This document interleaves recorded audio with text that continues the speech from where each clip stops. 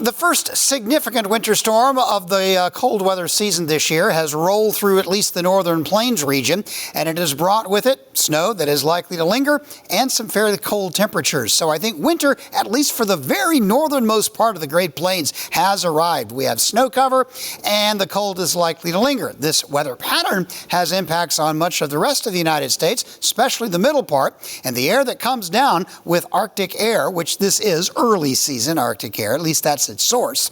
It tends to be cold and it tends to be dry, so we're not looking at a lot of rainy weather. Now, of course, the jet stream pattern ridging along the west coast, troughing as we start out the week, so there will be some areas of light snow and flurries in the northern plains, southern Canada, but it doesn't look particularly stormy.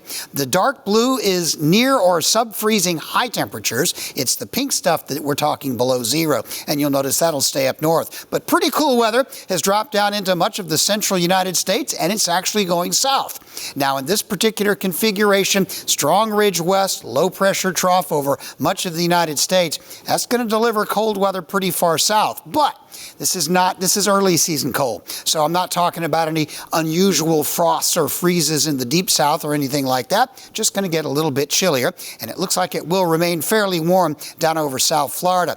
Over the southwest, the usual places will remain quite warm, but fairly cold weather for the middle part of November will likely linger, with it, especially those areas that have snow on the ground, not likely to get above freezing. And even those peripheral areas down in South Dakota, southern Minnesota that escaped most of the significant snow, temperatures will mostly be no better than about the mid to maybe a stray upper 30 temperature. So this week will be fairly cold. As we slip into the next week, not a lot of change in the pattern. There may be a temporary warm up for some parts of this area. This will be just around the time of Thanksgiving, but it looks like at the end of the period, the cold weather will likely sag southward once again. In other words, whatever snow you have over the next couple of weeks is likely to still be on the ground at about Thanksgiving time. Now, the really cold weather will be knocking on the door by the end of the month. It remains to be seen if that will make its first intrusion south of the U.S.-Canadian border. But South Florida will still remain warm. South Texas,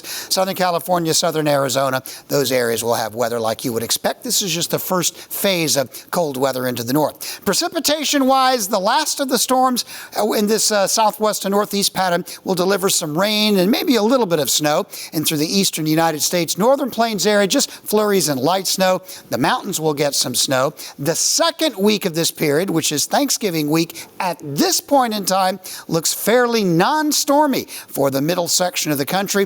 In fact, for most of the country, at this point, it looks like Thanksgiving pretty dry.